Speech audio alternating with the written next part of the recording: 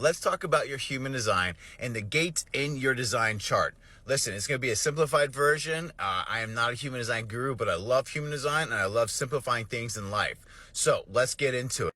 What are gates in human design? Do you know your human design chart? And do you know what gates are defined and undefined and what that even means?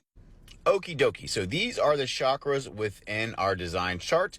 And all of these numbers that you see are our gates.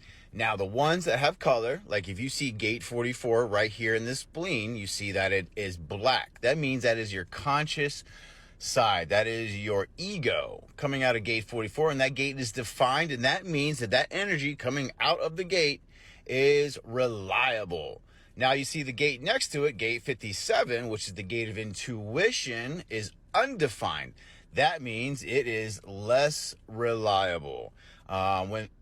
Doesn't mean you don't get the energy, but what it does mean is you get it in an unreliable way. So thinking of intuition, you're thinking in your head like, oh, maybe I should grant a check at work if you're a server, and then it turns out that it wasn't a very intuitive idea. That's unreliable. But sometimes when you go to use it, it works extremely well because that shit's unreliable, man. But all the other gates, look at gate 28 out of the spleen. That's the gate of the shadow master. That is individuals who have a great ability of doing their own psychoanalysis, someone who's able to do self-work. That's why there's people who need therapists more and more. Everyone could use one, but if it's undefined, someone has a harder time of doing their own inner work. It's your design. But you see how it's red? Most dope. That red is the other side, the unconscious side.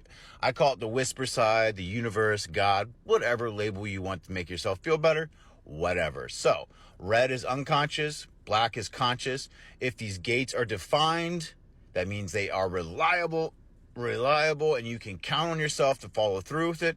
Now, you see how the spleen is connected to the root with 18 going to 58. That is a channel. We have a channel series going on that I've been really lazy about. Sorry about that.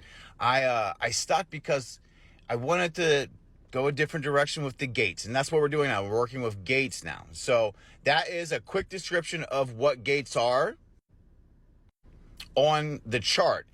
Let me describe to you what and where the gates come from.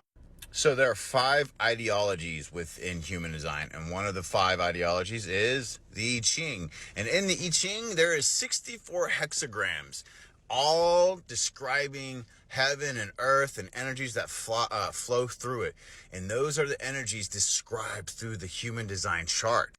And all the human design gurus have created a book, The Complete Rave I Ching, going into all 64 channel or gateways in the design charts explain. However, in short, gateways are energies that flow into us. Each one of us has a unique design. And this is why some people are completely addicted to one another, because these gateways, sometimes when you have unreliable energy and you're with someone, they, in their human design, connects with yours. You feel that reliable energy, and it's a different feeling, and it feels good. And in gateways, that's why twins are so different when they're born, because even though they have the exact same human design chart, the unreliable energy comes different for both. That's why they're so different, because gateways that are undefined are still pumping the unreliable ways, and it's a beautiful process. If you don't know your human design, let's get it for free. There's so many different sources to get it from. Let's talk, go through these pages. There's so much great information out there, and do your best and 86 the rest.